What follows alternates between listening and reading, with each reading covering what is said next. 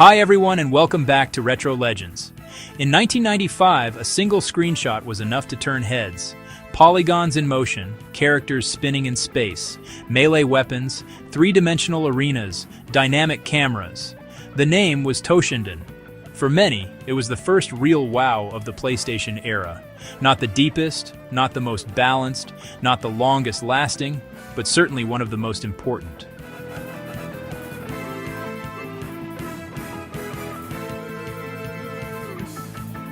Toshinden wasn't just a fighting game.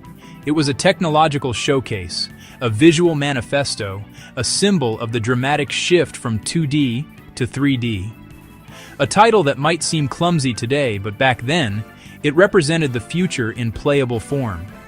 This is the story of how Toshinden was born, exploded, dominated for a moment, and then disappeared, leaving behind a legacy more cultural than playful. Don't forget to leave a like, subscribe to the channel, and hit the bell for more journeys into the world of retro gaming. Let's begin.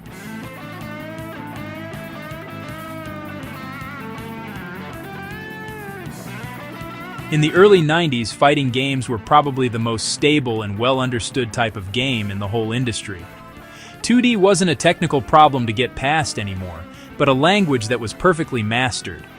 Hand-drawn sprites allowed for clear animations, accurate hitboxes, and reliable response times. The rules were clear: how far away you were, which hits had priority, frame data, and how to use the space on a 2D screen. It was a grown-up system, made better over years of trying things out in arcades and on home game systems.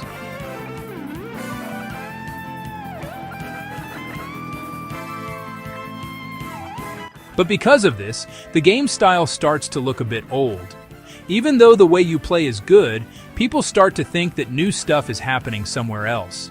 People, pushed by magazines and ads, start to think that next gen means new looks, not deeper ways to play.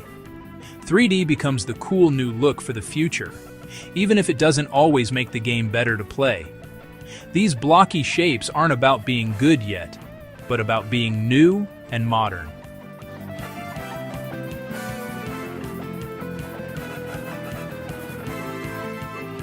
In this context, three-dimensionality isn't seen as a tool to be integrated cautiously, but rather as a necessary break from the past. Spatial depth promises freedom of movement, realism, dynamism. Even when it's difficult to control, even when it introduces ambiguities, it's still perceived as an inevitable step forward. 2D, however refined it may be, begins to be associated with the past.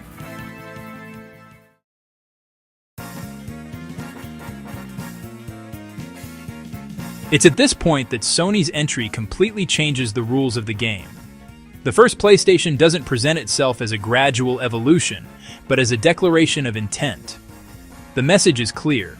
The future is now, and it's three-dimensional. There's a need for titles capable of making this promise immediately visible, understandable at a glance, even outside the most technical niche.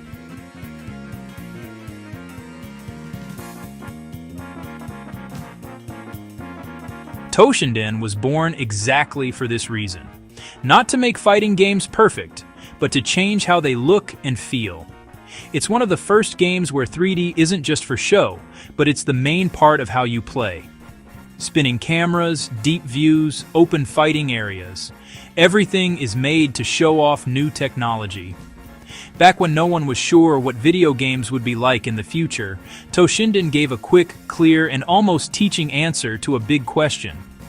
What will games be like from now on?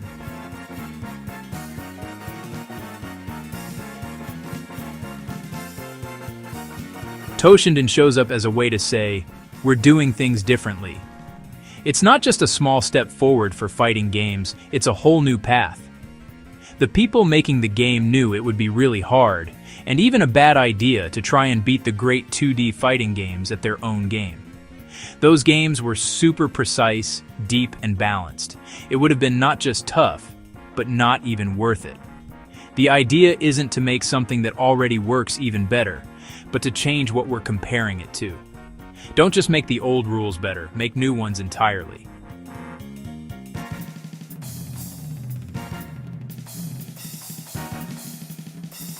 The central idea is immediately recognizable and highly distinctive. Armed characters, three-dimensional arenas, freedom of movement across multiple axes.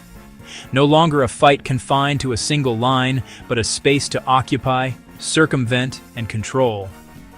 Depth is not an aesthetic detail, but a structural element of the design. The pace also changes. Distances lengthen, the action becomes more readable, less frantic, more cinematic. It's a type of experience designed to be observed even before it's mastered.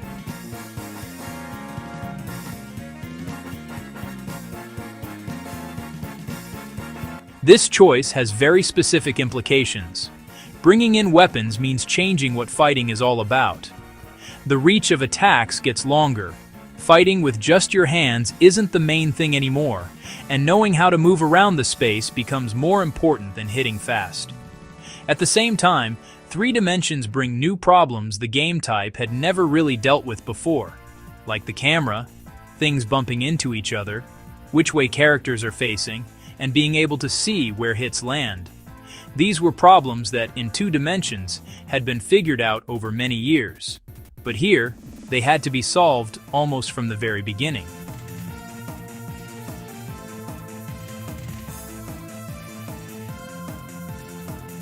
Toshinden doesn't try to hide these problems. In fact, it takes them on as part of the deal.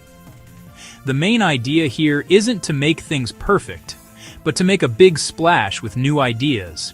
It wants to show that there's a new way to do things, even if it's not perfect.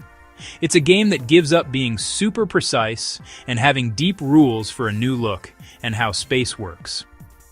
So it's more like an experiment that they told everyone about instead of a finished, perfect game.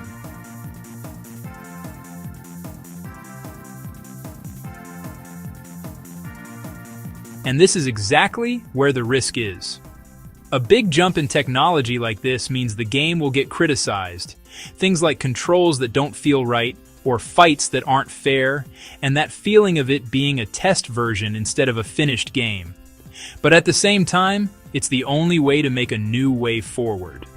Toshinden wasn't made to be the last word on fighting games, but to start the conversation.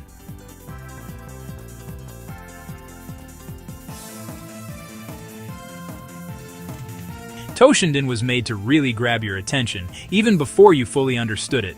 It was built on a very simple idea. First impressions are super important. Back then, people were just learning how to understand 3D games, so how a game looked was the most important thing. Every choice, from the fighting areas to the characters themselves, was made to show right away that this game was something new, even if it meant the game wasn't as deep or polished.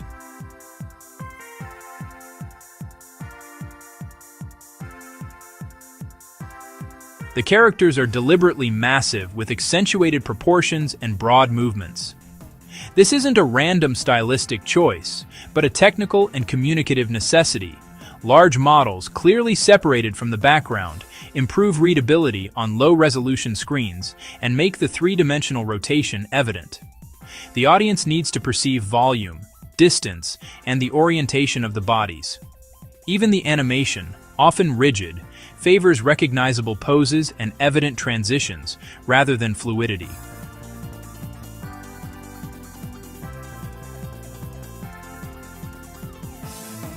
The open and circular arenas follow the same logic. Getting rid of tight corners and busy backgrounds helps with camera and hitting problems, but most importantly, it makes depth a key part of the game. Moving sideways, going around your opponent, watching the fight from different angles becomes part of the show.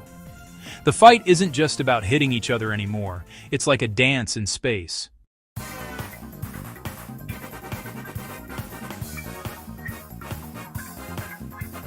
The camera is perhaps the most revealing element of this philosophy.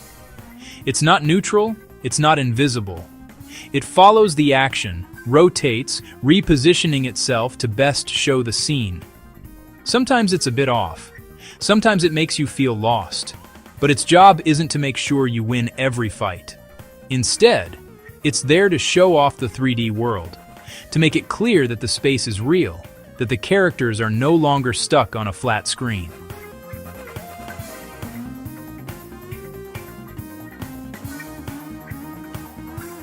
In this context, the combat system takes a back seat. The lack of technical depth, the fragile balancing, the unrefined mechanics are not design flaws in the traditional sense. They are conscious compromises. Toshinden doesn't aim to be the definitive fighting game, but the one that sparks the imagination.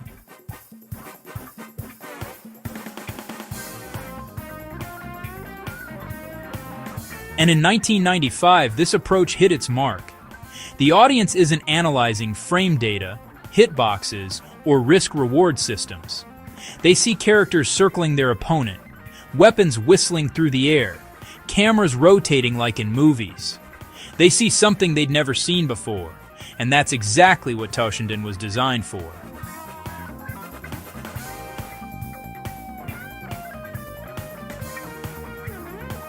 Visually, Toshinden makes an impact because it makes 3D impossible to ignore. It doesn't hint at it, it doesn't subtly integrate it, it puts it center stage in an almost aggressive way. The characters take up a large part of the screen. They rotate, advance, retreat, and they do so constantly, showing their polygonal nature. For the 1995 audience, it wasn't about how refined they were, but that they were unequivocally three-dimensional. The message is immediate. This is the future taking shape before your eyes.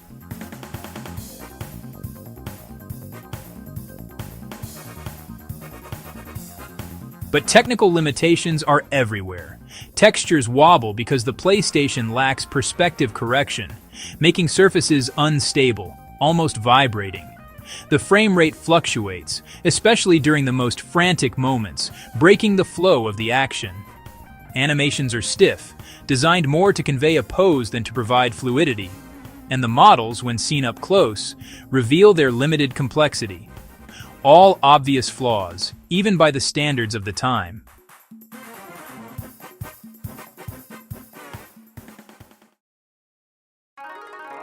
But these flaws don't mess up the impact. Actually, in a way, they make it even better.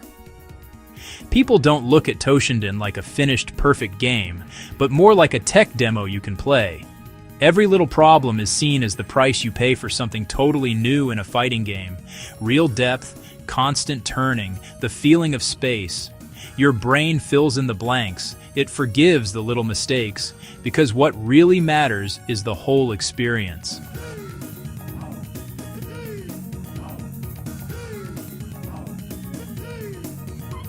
Toshinden wasn't made to be scrutinized with a critical eye, but to be seen in motion.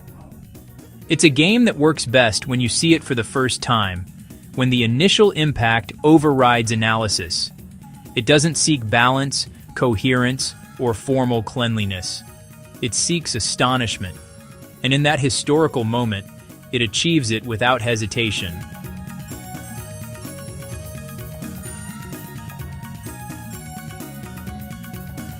The music in the game goes along with the action using electronic songs and strong beats. It's not as easy to remember as the music from other fighting games, but it does its job well. The sound effects are clear and metallic, making the hits from the weapons feel stronger. The sounds help make things feel exciting, even when the game isn't playing perfectly.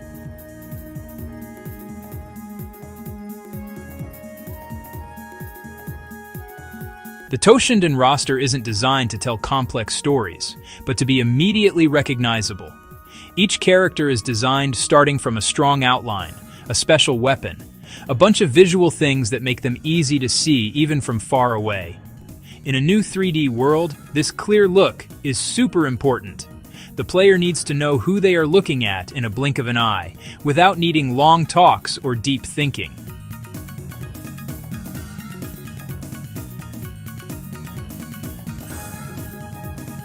The way characters are made works by taking things away. The backgrounds are just hinted at, often a bit mysterious, more suggested than fully explained. They're not there to build a big, detailed story world, but to give a certain feeling, a mood. Each fighter seems to come from a different world, from a distinct fighting style or imaginary place, and this mix and match helps make the group of characters feel varied without needing everything to fit together perfectly. It's a practical way of doing things. Who a character is comes more from how they look than from their story.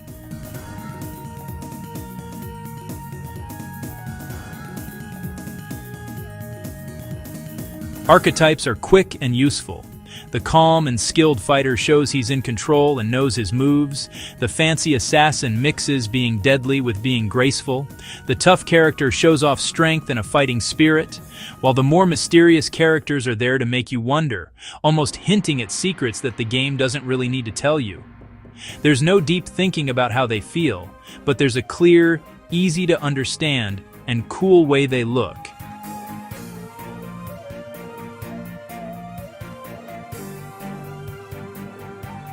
In an era where 3D itself is the novelty, this level of characterization is more than enough. The audience isn't looking for characters to understand, but figures to remember. Toshinden understands this perfectly and builds its cast like a gallery of icons.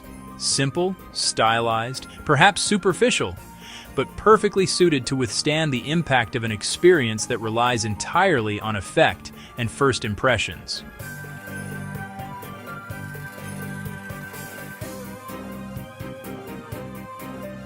When it first came out, Toshinden showed up exactly where Sony needed a strong image. The first PlayStation didn't need to show off a lot of games yet, but it had to make people believe it was a big step up from older game systems. Toshinden did this job perfectly. It's not just a game you buy, it's like a tech show-off, a way to get people talking.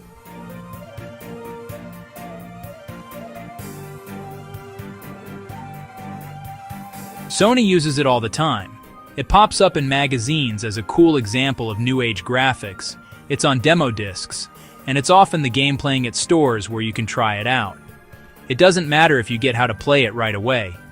What matters is how awesome it looks right away. Just a few seconds are enough to see that this game console does something other ones don't, especially how it looks.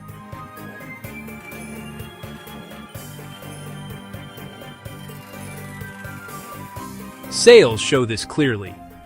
Toshinden doesn't sell as many copies as the really big games that came out later, but for a game that came out when the console launched, it did really well. Most importantly, it sold well at a very important time, when people had to decide if they wanted to trust a new game system, one that had no history yet. So, its real value isn't just about how many games were sold, but about how it made people feel about the new system.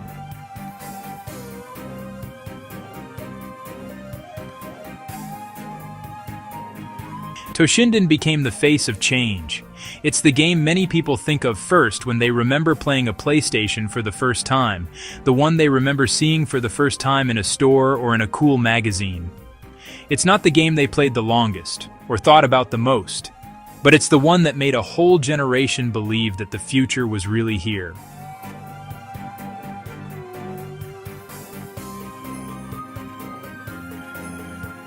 Many of Toshinden's features don't come from a super clear idea, but from needing to get the game out at just the right time.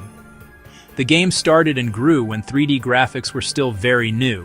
There were no rules, no good examples to follow, and each team just tried things out to see what worked. You can really see this in the choices they made, which are often more about getting the job done than looking super fancy.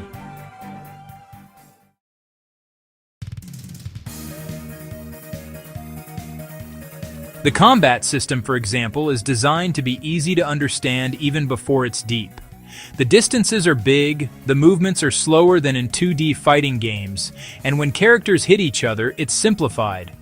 This isn't just how they wanted it to look, but a way to deal with the limits of the game console and the tools they had. Making things exact and smooth in a 3D space is hard, so the game chooses to be stable rather than super detailed.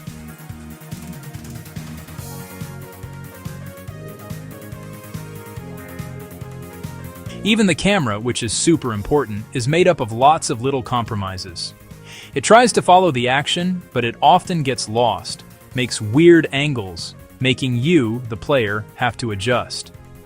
This isn't just a random mistake, it shows a big problem that no one in the game world had figured out yet: how to show a fight in 3D without making the player feel totally lost.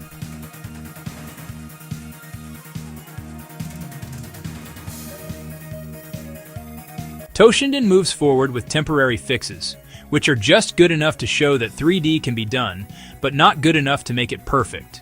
It's a game that's trying new things under a lot of pressure, making quick choices knowing that better things will come along soon.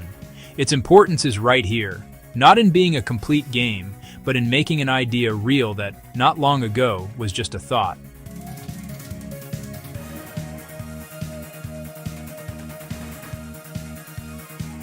As fighting games got better and better, Toshinden started to show all its weak spots. What seemed super new and exciting when it first came out, just a few years later, looked like it wasn't quite finished. It's not that the game just got old, but more that other game makers quickly learned how to make 3D games way better.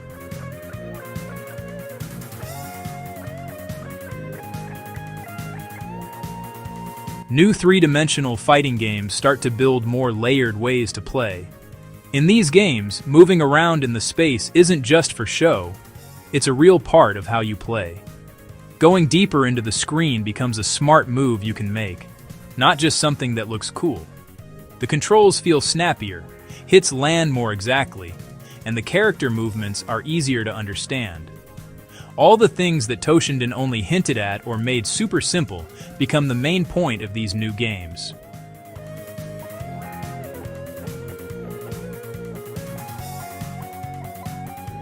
Even the camera, which was one of the biggest problems with the game, got fixed pretty quickly. Later games figured out how to guide your eyes better. This made it less likely you'd feel lost or confused, and it made the action much clearer. Compared to those, Toshinden feels stiff and hard to predict. Its old ways just don't hold up anymore.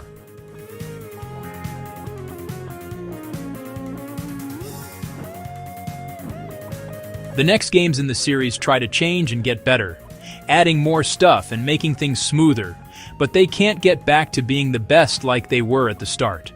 Because the game didn't have strong basic rules, it was super hard to make it better without losing what made it special.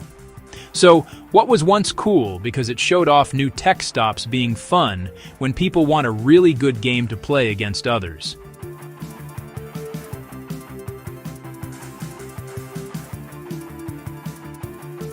Toshinden was therefore surpassed, not because it was flawed, but because it was a child of a specific moment. Once the language of 3D stabilized, its historical function was exhausted. It remains as a testament to a transition, not as an enduring model.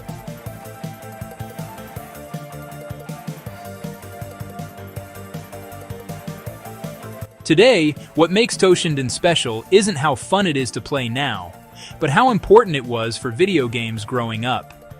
If you play it today, you'll see it has some clear problems. But if you only look at those problems, you're missing the whole point of why it was important. Toshinden wasn't made to be perfect, it was made to try new things.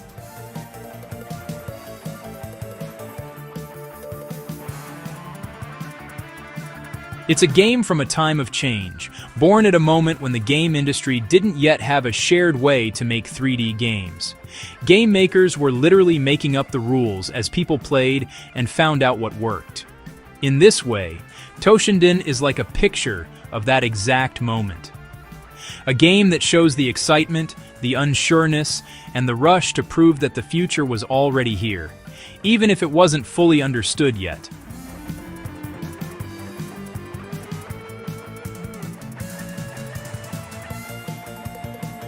Its importance is symbolic rather than structural. It didn't create a school of thought, it didn't set lasting standards, but it opened a door. It showed that fighting games could exist beyond the two-dimensional plane, that the public was willing to accept compromises just to see something radically new. Without titles like Toshinden, the path to more mature three-dimensional experiences would have been slower, perhaps more cautious.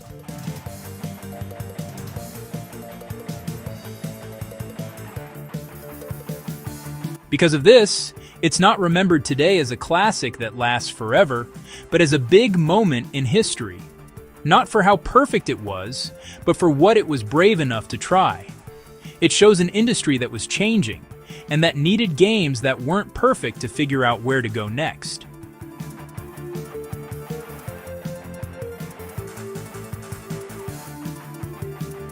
Toshinden shouldn't be judged by the standard of technical perfection or competitive depth.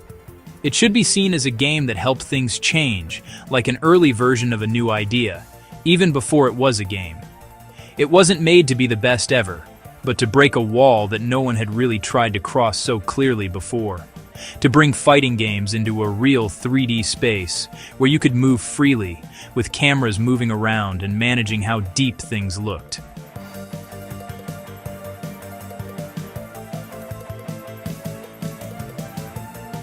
Its value is exactly there.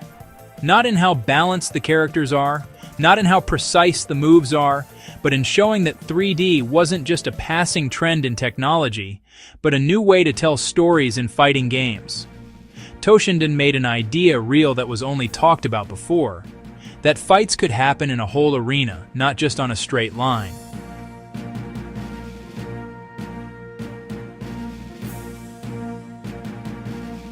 It worked like a creative detonator. After Toshinden, the industry couldn't ignore that path anymore. Even the games that were better technically, they started from that same place of trying new things. Tekken, Virtua Fighter, Soul Edge didn't just appear out of nowhere. They came from a world that Toshinden helped make real and acceptable.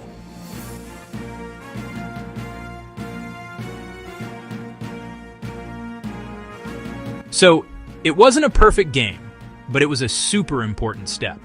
It was a game that was okay with its flaws so it could try new things. It gave up being super solid for a big idea, and it let go of being perfectly balanced for a gut feeling, and it traded being polished for being brave. And that's often what the really important games do. They're not always the best, but they're the ones that make everything else that comes later even possible.